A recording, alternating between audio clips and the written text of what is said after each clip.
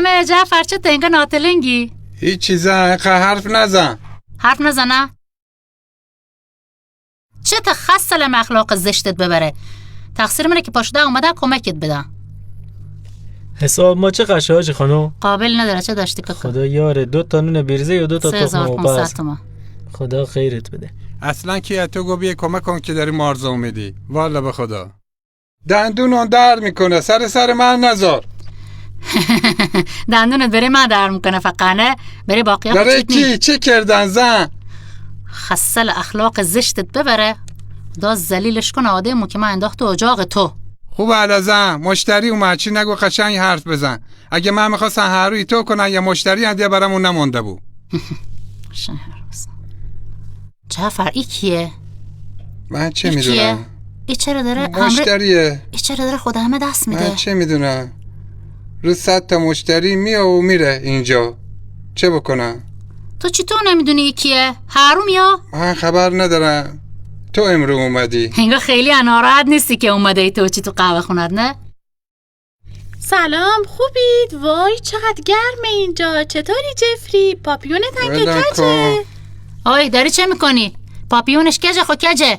تو چیکار فکل کراوات مردم داری اومدی چی بخوری یه فضولی رخت رو خون مردم کنی؟ برو پس قمیزی بشین تا هر چی میخوای برات بیارمه.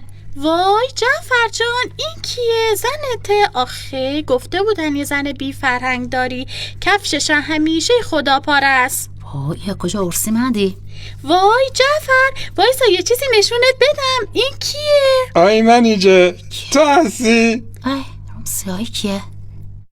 ای کیه جعفر؟ اوی چه قدن که بود داره؟ دانشگاه هم بود او وقتا. خیلی تغییر کردم. کجا بودی نپه؟ آره جذابتر شدم میدونم. آی به به. ولی تو پیر شدی اما هنوزم دوست داشتنی هستی. تو هنو بگوری. یادته گودبای پارتی که گرفتین تو دانشگاه جعفر؟ چه گرفتی؟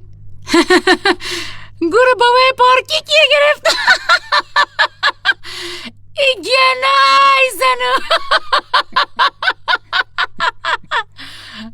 وای جعفر این کیه؟ چه زشت میخنده. چقدر بی نزاکته. وای خدایا. خود منه؟ نگاش کن.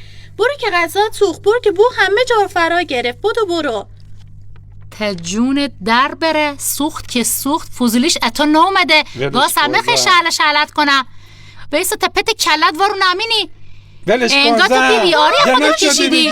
بیسو منی زفل لبس. بیسو بود خرد میگیرد تا خفه بشی. فوکه نده منی. انگار توره تو باقا اصلا همه کله